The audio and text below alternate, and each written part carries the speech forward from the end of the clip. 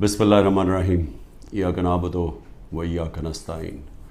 मेरे पाकिस्तानियों, आज IMF के डेलीगेशन से मैंने मीटिंग की और मेरी टीम ने, और इस मीटिंग का मकसद जिस तरह सबको अंदाज़ा होगा, वो मीटिंग का मकसद ये था कि IMF एक 9 महीने के लिए एक प्रोग्राम लेके आ रहा है जिसको स्टैंड बाय एग्रीमेंट कहते हैं।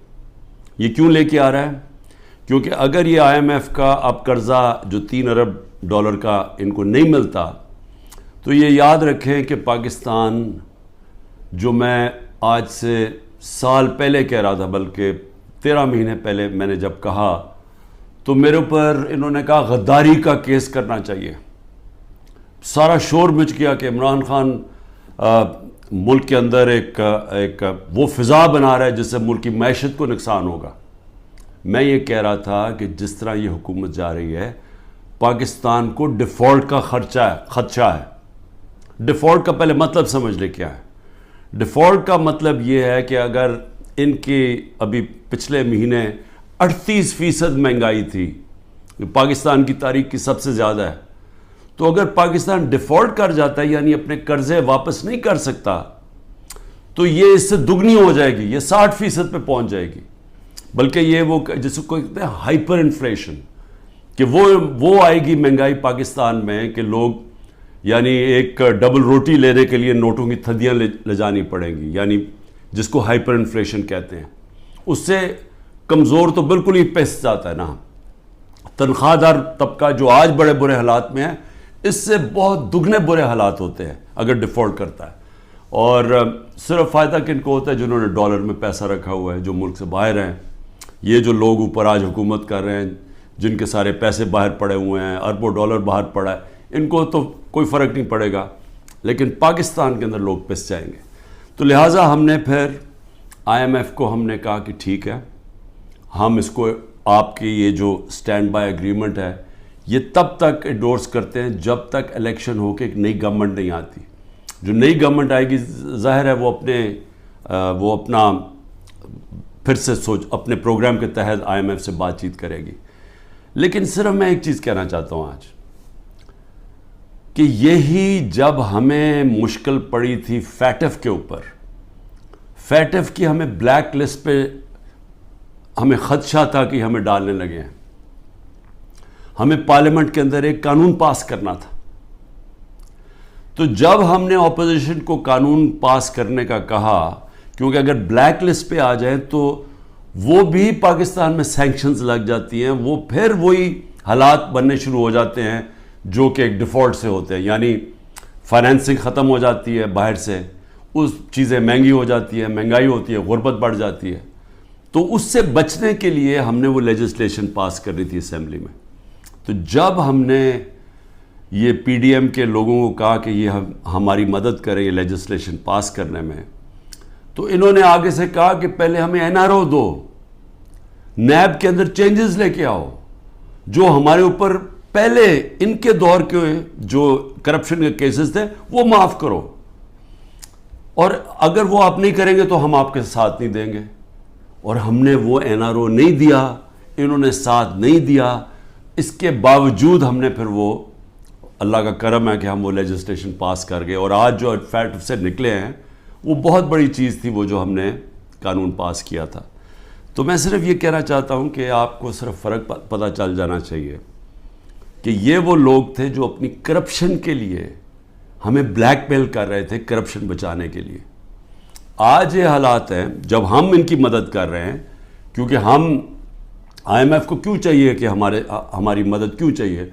उन्हें पता है कि आगे केयरटेकर गवर्नमेंट आ रही है, इलेक्शन जब आएंगे केयरटेकर गवर्नमेंट ये नहीं कर सकती, तो उनको चाहिए कि सारी पार्टीज़ का कंसेंसस चाहिए। हम सिर्फ मदद पाकिस्तान के लिए कर रहे हैं, जबकि 10,000 हमारे कारकुन जेलों में हैं। आज जो हमारी इकोनॉमिक टीम थी वो सारी अंडरग्राउंड है, उनको इकट्ठा किया, जूम के ऊपर लिया। मेरे ऊपर 180 केसेस बन चुके हैं, सारी सीनियर लीडरशिप की यहाँ अंदर है केसेस हैं, और जो बाहर निकलती हैं तो उनको कहते हैं कि जी पहले का पार्टी छोड़ोगे, नहीं तो हम आपको अंदर रखेंगे।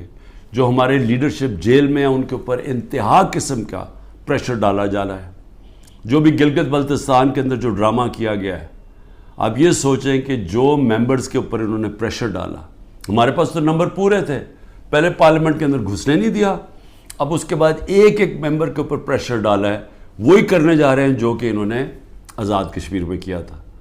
تو ایک طرف تو یہ ہو رہا ہے, اور اس کے باوجود ہم آج کیونکہ ہمارے ملک کو نقصان نہ ہو, ہم نے یہ فیصلہ کیا ہے کہ ہم اس اسٹینڈ بائی ایگریمنٹ کو بیکنگ دیتے ہیں تب تک جب تک الیکشن نہیں ہوتی. اب اس میں 2 اور چیزیں تھیں. میں نے آئی ایم ایف کے جو امریکہ سے جو ہیڈ تھے, ان سے جو میں بات کر رہا تھا, ان کو میں نے ایک چیز سمجھائی کہ میں نے کہا جب تک اس ملک میں پولیٹیکل سٹیبلٹی نہیں آتی, سیاسی استحکام نہیں آتا, تو یہ جس طرح یہ ملک چل رہا ہے, یہ اب تھوڑی دیر اگر آپ 3 ارب دے بھی دیں گے اور 3 ارب ڈالر کے دینے میں تھوڑے سے اور ڈالرز بھی 5-6 ارب ڈالر اور بھی آ جائیں گے, تو یہ تو کینسر کا علاج ڈسپلن سے ہو رہا ہے. جو کینسر ہے وہ پھیلتی جا رہی ہے, اور کینسر کیا ہے کہ ملک میں سیاسی استحکام ہی نہیں ہے. اور وہ کیوں نہیں ہے؟ کیونکہ یہ سب پارٹیز نے مل کے اور ساتھ اسٹیبلشمنٹ, کیونکہ تحریک انصاف اقتدار میں نہ آئے, الیکشن تب کروائیں گے جب یہ سمجھتے ہیں کہ پارٹی تحریک انصاف الیکشن نہیں لڑ سکے گی. جب ان کو اوپر اتنا دباؤ ڈالیں گے, اس کو اس طرح کرش کریں گے کہ جب وہ بالکل الیکشن نہیں لڑ سکے گی تب الیکشن کروائیں گے. میں آج اپنی قوم کے سامنے کہنا چاہتا ہوں کہ یہ جب سے رجیم چینج ہوا ہے, جب سے ہماری گورنمنٹ گرائی ہے, تب سے کوشش کر رہے ہیں پارٹی کو ختم کرنے کی. اور کوئی ان کو جو سب اوپر پاور میں بیٹھ کے تحریک انصاف کو ختم کرنے کی کوشش کر رہے ہیں, ان کو کوئی ملک کی فکر نہیں ہے. انہوں نے جو پاکستان کی معیشت سے کیا, میں آپ کو پھر کہتا ہوں دشمن بھی نہ کریں. میڈیا کنٹرول کر لیا ہے, ایک کنٹرول میڈیا ایک بات کرتا جا رہا ہے کہ جو ہو یہ تو پیچھے سے یہ تحریک انصاف کی وجہ سے ساری مشکلات آئی ہیں. پھر سے میں کہتا ہوں کہ ہر سال شائع ہوتا ہے اکنامک سروے آف پاکستان. ذرا اکنامک سروے آف پاکستان میں دیکھ تو لیں کہ بینکرپٹ گورنمنٹ 2018 میں ملی, اور کرونا کے باوجود کیسے اس 6% پاکستان کی معیشت آگے بڑھ رہی تھی, گروتھ ریٹ تھی. 2 آخری سالوں میں جو ایوریج تھی وہ 6% تھی. تو کتنی دفعہ پاکستان کی معیشت اتنی تیزی سے اوپر گئی ہے. انڈسٹری بڑھ رہی تھی, دولت میں اضافہ تھا, پر کیپٹا انکم بن رہی تھی, ٹیکس بڑھ رہے تھے, ایکسپورٹس بڑھ رہی تھیں, ریمیٹنسز بڑھ رہی تھیں. تو جب ایک ملک ترقی کر رہا تھا, اس گورنمنٹ کو گرا کے جس کو لے کے آئے ہیں, انہوں نے کیا ہے؟ انہوں نے ان کی جو پالیسیز تھیں, اور یہ ہمیشہ ہی ملک بینکرپٹ چھوڑ کے گئے ہیں. 99 میں بھی جب یہ نون لیگ گئی ملک بینکرپٹ تھا, 2018 میں بھی بینکرپٹ کر کے گئے, اور پھر آتے ساتھ ہی ایک اکانومی جو چل رہی تھی اس کو بینکرپٹ کر دیا. انہوں نے کیا؟ انہوں نے پہلے بھی جب ایکسچینج ریٹ کو زبردستی روک دیا جب 2018 میں, تو ایکسپورٹس گر گئیں. انہوں نے روپے کو جب اوپر رکھا جو اس کی مارکیٹ ویلیو نہیں تھی, تو اسے ہوا کیا؟ امپورٹ سستی ہو گئی, ایکسپورٹس مہنگی ہو گئی, ایکسپورٹس گر گئی. جب ایکسپورٹس گریں ڈالر کی جب 3 گنا زیادہ جب امپورٹس ہو جائیں ایکسپورٹس کی, تو وہ ملک کیسے آگے ترقی کر سکتا ہے؟ تو تب بھی انہوں نے یہی کیا. اس بار آتے ساتھ ہی انہوں نے یہ نون لیگ نے پھر وہ کیا, روک دیا اس کو روپے کو گرنے سے. لیکن مصنوعی طور پہ جب آپ روکتے ہیں, اس کا کیا ہوا کہ ریمیٹنسز گرنی شروع ہو گئی, ایکسپورٹس گرنی شروع ہو گئی. پھر را مٹیریلز جو امپورٹ کرتے ہیں ہم انڈسٹری کے لیے, اس کو بند کر دیا. انڈسٹری نیچے جانی شروع ہو گئی, ٹیکس کلیکشن نیچے جانی شروع ہو گئی. 3 ارب ڈالر کا ہمیں مل رہا ہے اس وقت آئی ایم ایف سے اسٹینڈ بائی ایگریمنٹ پہ جو پیسہ آئے گا. 7 ارب ڈالر صرف 1 سال میں پاکستان کو نقصان ہوا ہے ایکسپورٹس کی کمی میں اور ریمیٹنسز کی کمی میں. ریمیٹنسز کی کمی میں کیوں ہوا؟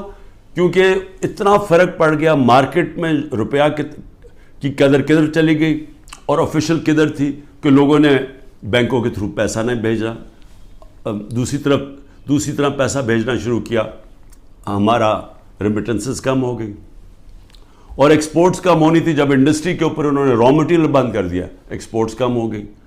تو $7 ارب کا ایک سال میں کمی آئی ان کے دور میں، جبکہ $3 ارب کا ہم اب قرضہ لے رہے ہیں. قرضے بڑھتے جا رہے ہیں، آمدنی سکڑتی جا رہی ہے. کوئی ملک چل سکتا ہے ایسے؟ اور کتنی دیر چلے گا؟ اور پھر اوپر سے سیاسی استحکام ہی نہیں ہے. لوگ ملک چھوڑ کے جا رہے ہیں، ملک سے ڈالرز باہر جا رہے ہیں.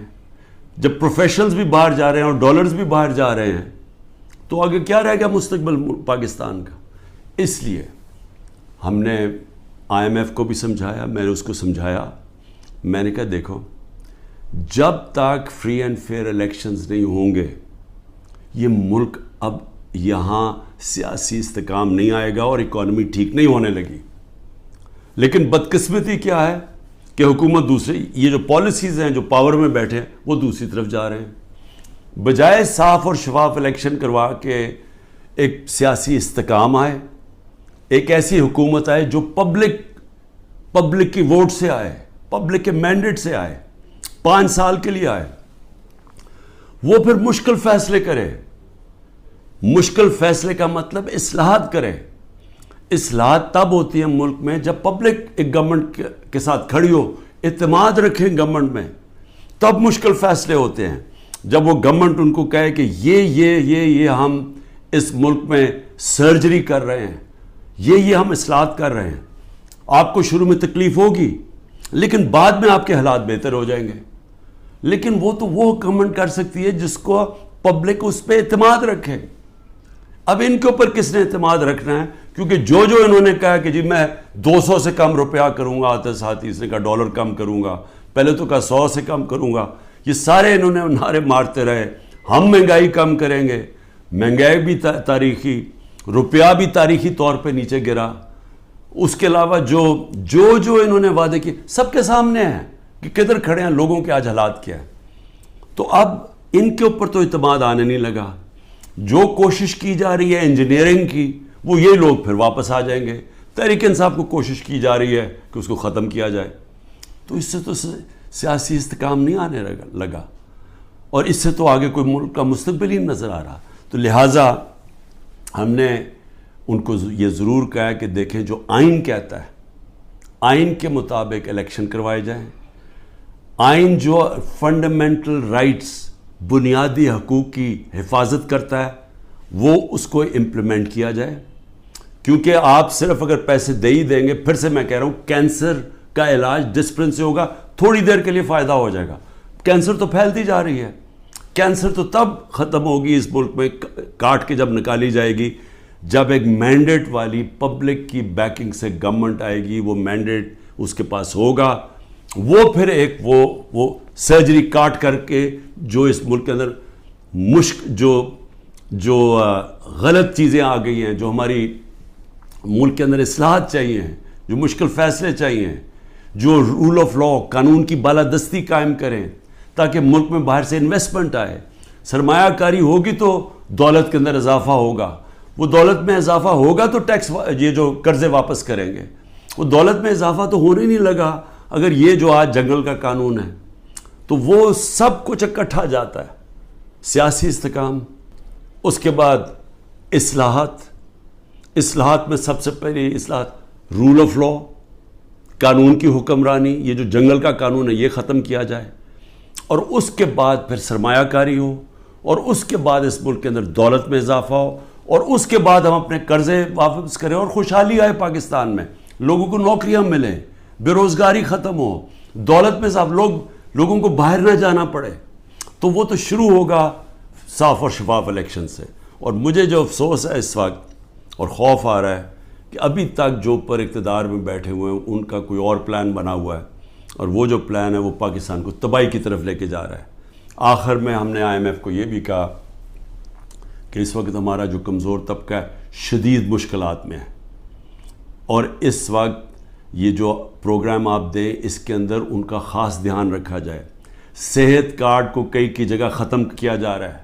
یہ ایک اتنی بڑی نعمت ہے غریب لوگوں کے لیے, مڈل کلاسز کے لیے, سفید پوش کے لیے, کہ اتنی مہنگائی کے اندر کم از کم ان کا علاج وہ جائیں تو کم از کم وہ جو ہمارا صحت کارڈ کہ 10 لاکھ روپے تک ان کو کسی بھی ہسپتال میں علاج ملنا چاہیے, اس کو رول بیک کیا جا رہا ہے. اور دوسری چیز ٹارگٹ سبسڈی جو ہم لانے لگے تھے کہ بجائے آپ سبسڈائز ایسے کریں کہ پٹرول وہ عمران خان بھی اتنی قیمت کا خریدے اور ایک بیچارہ غریب آدمی بھی اتنے خریدے یا رکشہ والا بھی, ایسا نہیں ہونا چاہیے. ٹارگٹ سبسڈی ہونی چاہیے جو ہمارا پلان بنا ہوا تھا اور ہم پوری تیار کیا ہوا تھا کہ ہر طبقے کے لیے جو نچلا طبقہ ہے اس کی حفاظت کی جائے, اور جو پیسے والے لوگ ہیں وہ اتنا جو پیسے دے سکتے ہیں وہ پوری قیمت دیں. لیکن اگر آپ کم قیمت کریں گے تو سب کے لیے وہ قیمت نہ ہو. نچلے طبقے کو سستی دیں اور جو پیسے دے سکتے ہیں وہ پوری قیمت دیں, جو ساری دنیا میں ہوتا ہے. یہ پلان بھی بڑا ضروری ہے نچلے طبقے کو موجودہ مہنگائی سے ان کی حفاظت کرنے کے لیے. یہ بھی ہم نے اپنی بات کی ہے. ہوتا یا نہیں میں نہیں جانتا. آخر میں صرف اپنے پاکستانیوں کو کہنا چاہتا ہوں کہ دیکھیں, آپ سب کے لیے بڑا ضروری ہے سمجھنا. آپ یاد رکھیں کہ اگر یہ پولیٹیکل انجینئرنگ کے تحت اسی طرح ایک فراڈلنٹ الیکشن سے, جس طرح کہ یہ سندھ میں ابھی الیکشن کرواتے ہیں, اگر اس طرح کے الیکشن سے یہی لوگوں کو واپس لے کے آنا ہے اور ملک کی سب سے بڑی جماعت کو کونے پہ لگانا ہے, ختم کرنے کی جو کوشش کی جا رہی ہے, اس سے سب سے بڑا نقصان پاکستان کی عوام کو ہے. اور 14 مہینے میں جو نقصان ہو چکا ہے یہ مزید اور زیادہ نقصان ہوگا. یہ برداشت کر سکتی ہے قوم یا نہیں؟ میرے خیال میں یہ نہیں کر سکتی. میرے خیال میں یہاں ایک ایسا حالات ہو جائیں گے جو سب کے ہاتھ سے باہر نکل جائیں گے, جیسے سری لنکا میں حالات ہو گئے تھے. اور عجیب چیز سن رہی ہے کہ سری لنکا کے آج ہمارے سے بہتر حالات ہو گئے ہیں. یہ بھی آپ کو دھچکا لگے گا سن کے. پاکستان پائندہ باد.